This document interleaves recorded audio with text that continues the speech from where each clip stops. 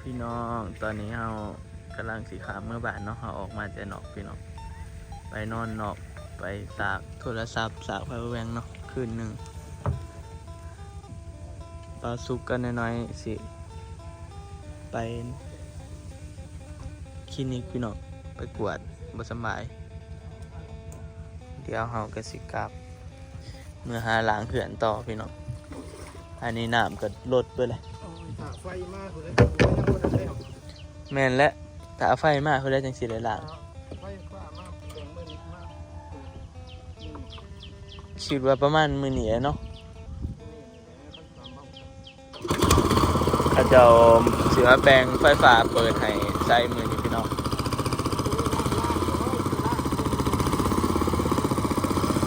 น้ำกับบาดบกกับเบิกดีมันบกบาทเดียวได้นี่ยามมันสิบกเนาะ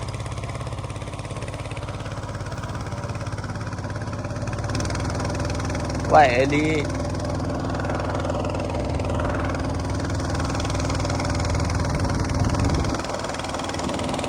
อันนี้น้ำเซโดนเนาะพี่น้อง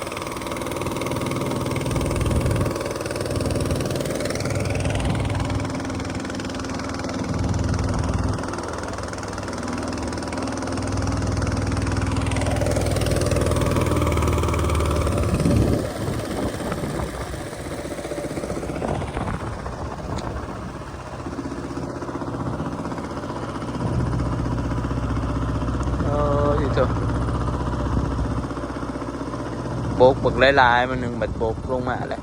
บกไว้ขนาด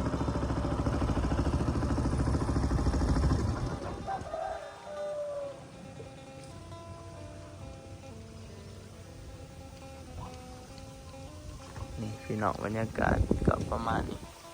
หลังจากน้ำบกใหม่ๆ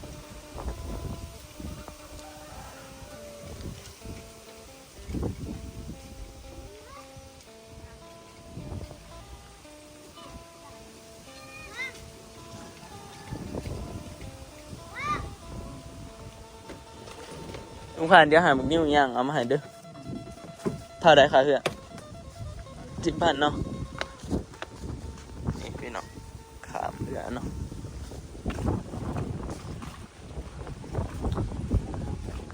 บรรยากาศในมาป่ะพี่น้องเนื้อเพื่อนผูกรถในวัดกันยังเต็มอยู่คนท่านได้พากันเอาลงมาเนาะหากันอาบมกใหม่พวกท่านเอาลงเนาะยังข้าววดน้ำเบียร์อย่างอื่นเนาะ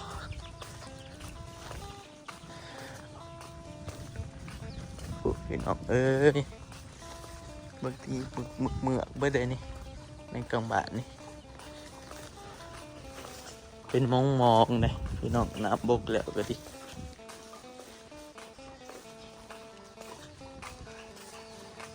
ไปเดี๋ยวเอาเข้ามาทางนี้ซะ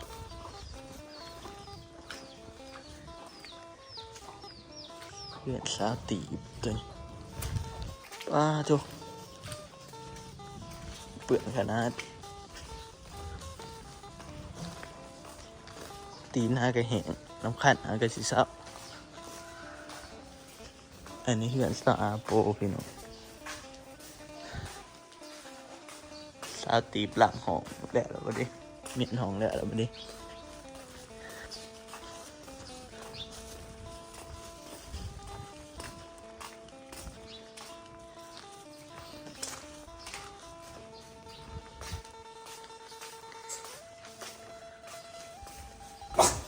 นี่พี่น้องอันนี้เพื่อน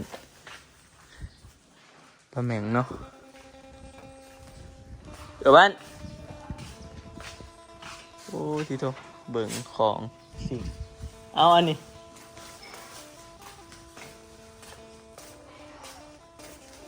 เอาปลานี่นะเอามาเดี๋ยวหนอไม่โดนเอาให้เบิดซองคันเนี่ยปลาเราใส่หม้อได้บ่พอเลยได้เดี๋ยวสิโจออกไว้รถเอามาเปิดไปพี่น้องเอาอยู่แต่เฮิงหมอเห่ามาถ่ายคลิปทันเห่านี่พี่น้อง เอารถมาแล้วเนาะรถเบาสุกเดี๋ยวเฮามาเบิ่งเพื่อนเฮาพี่น้องเอาท่านได้ไปเอาซาเล้งเนาะป๊าดโถพี่น้องเบิ่งติฝนตกมาหลังมันพู้นแหละมันจังสิเป็นตะเบิ่งโอ้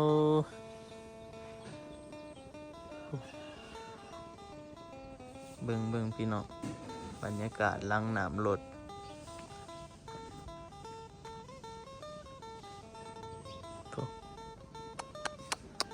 โถโถเปื่อนคักและต้องได้น้ำอันนั้นพู้นแหละมาล้างพี่น้องจังสิเป็นตะเบิ่งเนาะ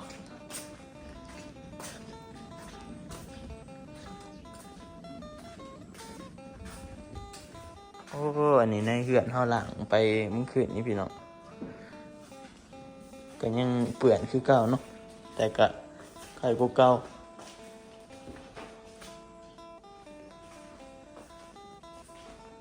นี่ตู้เย็นได้อยู่เถิงพี่น้องปะมีหันก่อนนะพี่โอ้เปื่อนคักอลีอลอเบิ่งพี่น้องหลังจากน้ำบกแล้วเนาะอยู่ไซก็เปื่อนต้องถาฝนตกเฮาก็ยังอยู่จังสิเดี๋ยวเฮาสิอันนั้นเนาะพี่น้องเฮาสิเอาลงมาหันใจคือเก่าเพราะว่าน้ำบกเลยดิพี่น้องห้อยก้านน้ำเนาะคันบ่หันขึ้นก็ยังบิดอยู่เนาะแต่ว่าเฮาก็ย้านเด้เดี๋ยวบัดนั้นมันสิหันบ่ทันย้านว่าน้ำสิท่วมมันเนาะ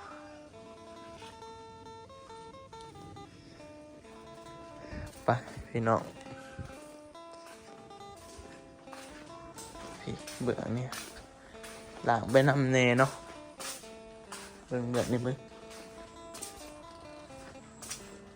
โอ้โถปีใหม่ไปใส่ดิอยู่เหือนอยู่วะไปเลี้ยงขวายมาจากโอ้พี่น้องเปื่อนคักเปื่อนแน่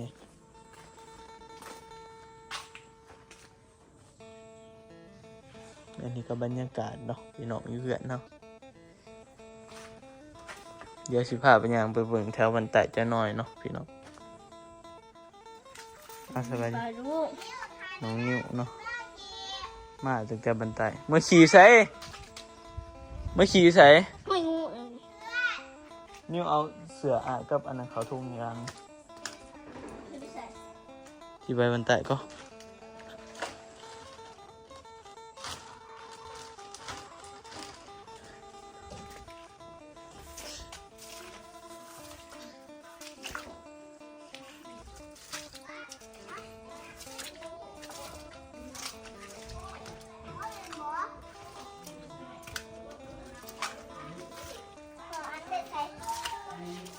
ไปมันใต้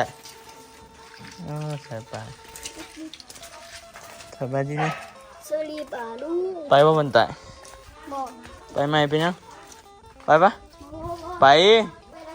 ครั้งนึงไปอีกไปถ่ายคลิปนี่นิวอ้น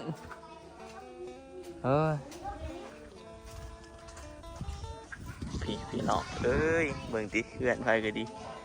เปื่อนเบิดเด้ฝนได้ตกมาหลังมันเนาะ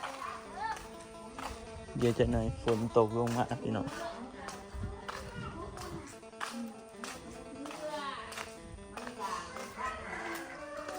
สถานการณ์ก็กลับมาเป็นปกติอย่างไวเลยพี่น้องใส่เวลามื้อเดียวบกเบิดเนาะใส่เวลาวันนี้มื้อหนึ่งก็คือหนึ่งบกบิดเบิดนะพี่น้องเหลือแต่น้ำแกงนี่อยู่หัวหน้า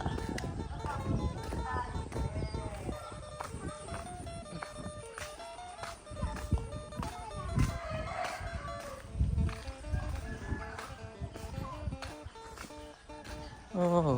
ไก่ก็จะพี่น้องขังอยู่คนทางพี่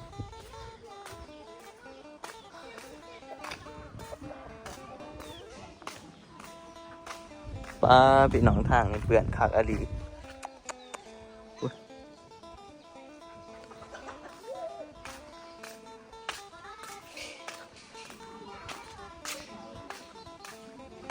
โอ้มีแม่อยู่นี่แหละพี่น้องเพื่อนเราที่เราไม่ได้ถ่วมเนาะเพื่อนประกายเนาะโอ้รถนี่ก็บ่ทันเอาลงอันนี้ก็บรรยากาศในหมู่บ้านเราเองเนาะพี่น้องบ้านตังหลางหลังจากน้ำลดแล้วเนาะเป็นจะได้พาพี่น้องย่างเบิ่งก็จะเปื้อนๆแนวนี่แหละพี่น้องท่านในแหงเนาะโอ้ขี้ขานเอากกดอกไม้กกอีหยังลงอีกได้พี่น้องน้องอันย่อขึ้นเนาะปะมันอยู่ที่สิบ่เดี๋ยวมันถ่วมมาอีก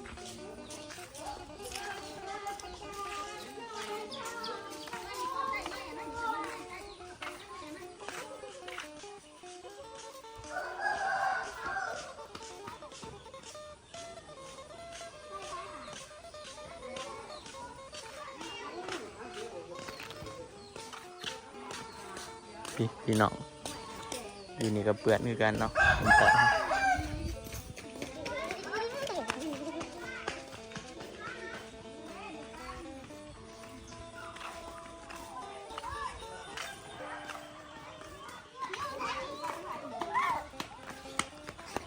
อีปีไปใช่ไหม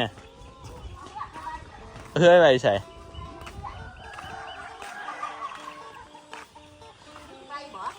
ไปใช่บ่เอาปลาเจ้นะมันมีเสือเหือไป พอไปรถไปให้บุกนิ้วหันยางเอาไป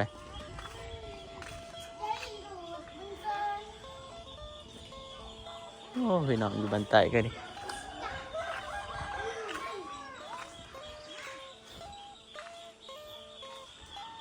กลับเป็นปกติอย่างไวพี่น้อง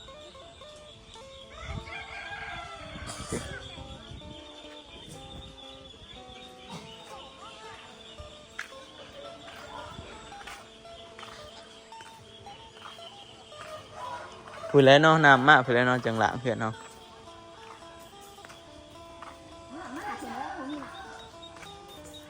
ไฟมากพูดแล้ว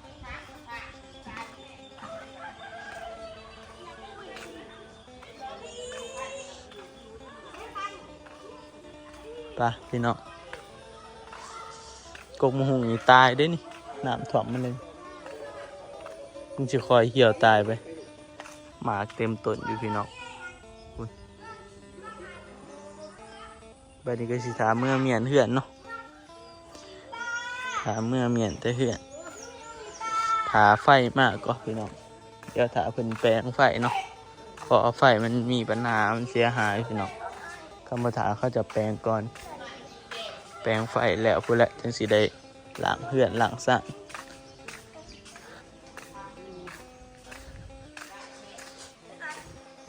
ไปพี่น้องจะนอนหาหลังเพื่อนพี่น้องตอนนี้ก็ไฟมาแล้วพี่น้องตอนนี้ก็ประมาณเที่ยงเนาะหลังจากที่เฮามาถ่ายคลิปไปเมื่อเช้านี้เฮาก็นั่งถ่าไฟมาพี่น้องบ่มีอีหยังเฮ็ดตอนนี้ไฟมาแล้วเด้อพี่น้องเอ้ยปุ๊บลุงบานแล้วล้างนั่นน่ะเนาะแล้วล้างเพื่อนนี่แหละพี่น้องล้างเบื้องเราเอาใดอันนั้นมาล้างสบายได้พี่น้องซื้อแนวล้างเนาะแนวอัดฉีดรถแล้วก็ฉีดล้างอันนี้เดี๋ยวเราจะพามาย่างเบิ่งอีกเทื่อหนึ่งพี่น้องไฟมาแล้วไฟเหือนเข้ามาแล้วจะน้อยเราสิเตรียมล้างเนาะกินข้าวก็พี่น้องว่าจังสิล้างเดี๋ยวกินข้าวแล้วเราสิไปเอาท่ออยู่บันไดเนาะมาล้างพี่น้องป้าโถเบิ่งติพี่น้องเด็กไฟมาเลยเนาะเปิดไฟไว้ทำสีล้างบัดนี้พี่น้องไฟมาเลยล้างให้มันสะอาดล้างให้ขี้ดินมันออกเบิดเนาะนี่พี่น้องเหลืองแห้งปะตอนนี้เขาสิพากันกินข้าวพี่น้องน้องนี่เอาผักข้าวไปล่ะไปกินเครื่องวะ มันกินเถอะ ไปจ้ะ กูก็กิน กินข้าวก็พี่น้องกินกระตำมะฮุงเนาะกินข้าวอยู่เทิงไปแหละ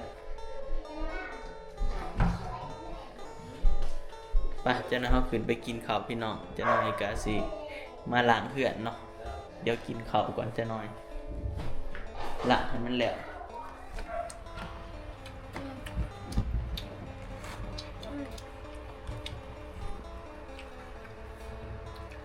เขาอยู่หลังอัน ตรงนี้บักอันนั้นเปิดมันอยู่ เขาอยู่นู่นเขา เปิดนะ เออเข้ามาที่ มาเด้อพี่น้องกินข้าวเดี๋ยวกิน ส แล้ว บายดีเด้อพี่น้องมา กิน เด้อ ข้าวกันล้างเหือน สบายดีป่ะลูก กินข้าวเด็ก ดีเดี๋ยววะ สบาย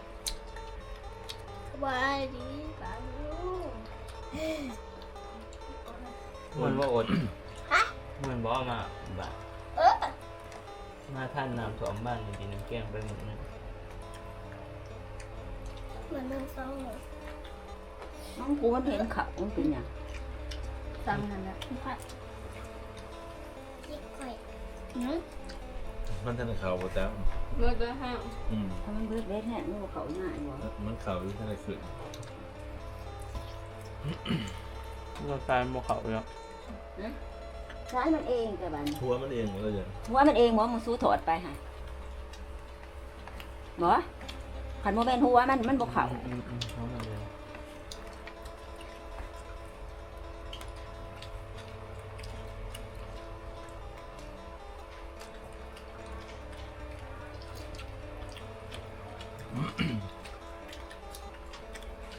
เดี๋ยวเฮ็ดงานได้มั้ยเด้อ ฮะ เดี๋ยวเฮ็ดงานได้มั้ยนางเพื่อนได้มั้ย นั่งเพื่อไปใส่ เด้อเพื่อนอยู่กับด่าง ฮะซ้ำนั่นจะมาเอาไปนอกพุ ดีเอา เอาไปสิกินก็อยู่เอาผักขาผักกระทินแก่ ด่างเพื่อนได้ครับเขาสะอาด บ่วงกับบ่มีจักมันใส่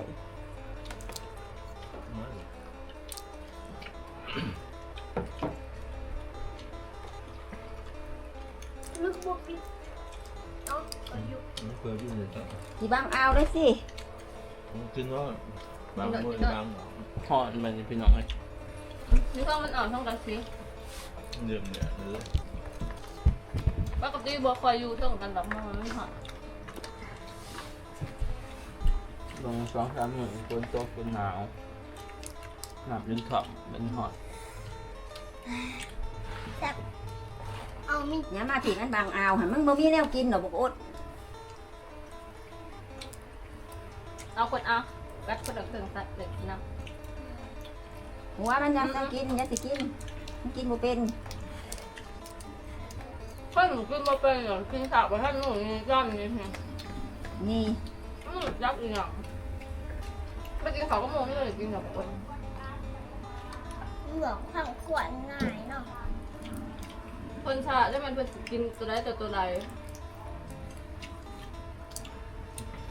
กินสะอาดเลยเนาะกินไม่ว่าซ้ำไปแล้ว เพราะฉะนั้นเรากินข้าวบางตัว มุกเขาไม่ได้นะ คือที่ตั้มห้อง เอาหมด แต่กินไม่คือไอ้นี่โอ้ยำเจ้าเพิ่น นั่นคนกินได้ผัดตัวหน่อย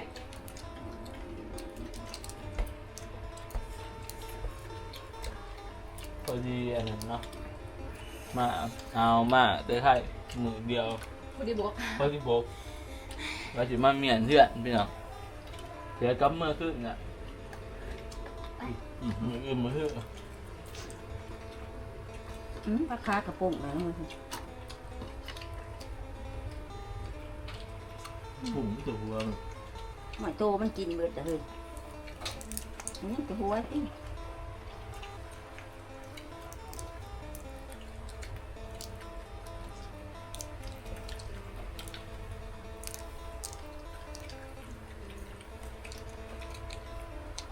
ให้ปวดตึงปวดตัวจับ เอ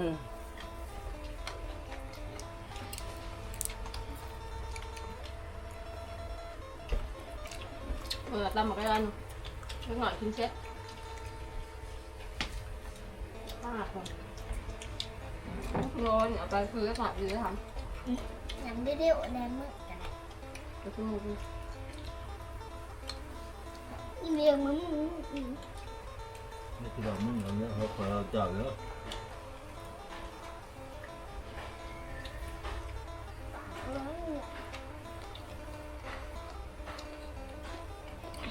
ป้าหมาบอก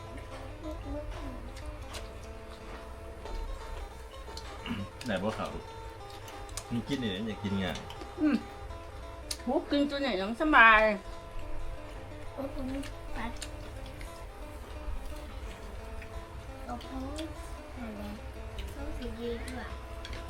เรื่องมาผม บักละ เอาไปที่มาผมมันจะ แล้วก็ เป็นได้เหรอ พ่อเขาเจาะยังก็บ่ยังเกาะพุ่มก็ยังบ่เป็น ใช่แล้ว พ่อเขา ก็ย่อยบ่อืม มือเขาก็เป็นไหม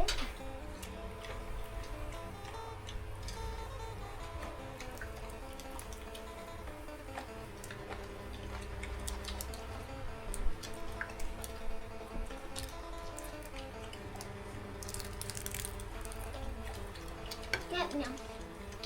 แก้น้ำบุก กินเนี่ยก็เอาท่อให้แม่เด้อบางอันหันก็เอาอยู่ในสวนก็เอาท่อตู้เฮาเอาใส่อันเพื่อไปถิ่มอยู่เพื่อนบักสนเด้อเนี่ยมาซบใส่ตู้นอกไอ้ตู้กับทั้งนอก ในสวนเลย อยู่ในสวนให้อยู่ห้องน้ำท่อ โอ้ เฮาโหดพักตะกี้ท่อเงาๆหันท่อบางๆท่อขาว มันจะเงากว่าหมู อืม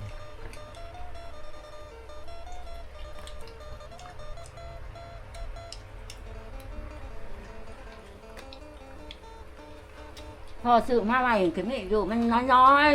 อืม ๆมันบ่มีบนซบหันบ่ได้เอาออกจากโขงนะถ้าเอาจุเคยซบเคยเฮ็ด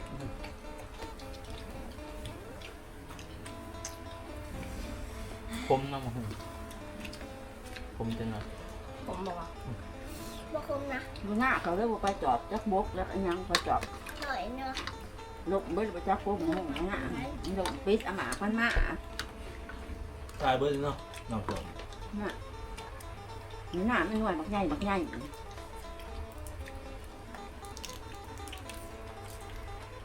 มักจ่อยไปมันสาวมันทามันบะ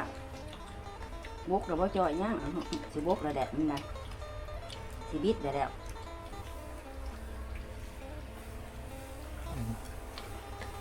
เพื่อกกับนี่พายไปตอนนี้มันบกบิดมันพายไปบ่หอดของหน้าอยากหอดปุ่ง รู้แล้วเสียงมันน่าจะสีดำเลยเลือกเอายังนึง ใช่ เอายังไงแล้วบอกให้ออกมาหน้า ตามเพื่อนแล้ว นั่งเพื่อนแล้วก็ไป เนี่ยกลางไปจริง คุณจีแหนกหลังเป็นหาหลังซะ เนี่ยเอาหลังมึงไปเมื่อไหร่ซ้ำเอาหลังมึงไปจูนนัว สองคนนี่แหละ มั่วต้องห้ามไม่ได้กินแล้ว เนี่ยต้องกด มึงอีปีบ่สองคนนี่แหละผู้หนึงไปทางนึงผู้หนึงไปทางนึงกันมาเนี่ย ก็บอกเลยสำคัญขนาดนั้นหรอกแม่ จะก็ไปจิ้มมึงอ่ะ อยากลมกับป้านี่ลมก็บอกหงหา ไปเบิ่งเขาเบิ่งหน้าแล้วมันบุกมันเลยจังได๋ เบิ่งไปเฮ็ดยังมันบ่ได้เบิ่งก็ได้แต่เบิ่ง ไปเถอะ เอาว่าในเรามาขายของกินข่อยสั่งเราไว้2 ถุง จังอีหยังมันไอ้บ่โอ้มันขับทิอยู่ จักสิเอาสิหยังหมูอยู่เทศ มันอย่าง มันหมู ข่อยแค่จำพริกเขือกหมู โอ้มันก็เที่ยวอ่ะ นะหันได้บ่เอามากินเนาะ เหมือนบ่ดอก ยืนมา นะอยู่ มันเลยแต่กะ ไปพี่น้องตอนนี้ก็กินข้าวแล้วเดี๋ยวเขาสิไปเอาทอดเนาะรายการสำหรับคลิปนี้ก็สิได้เบิดเพียงสำนี้แล้วเด้อพี่น้องเอ้ยเดี๋ยวเอาไว้พอกันใหม่คลิปหน้าเนาะสำหรับคลิปนี้ขอตัวลาไปก่อนพี่น้องขอกล่าวคำว่าสบายดีเด้อพี่น้องบ๊ายบาย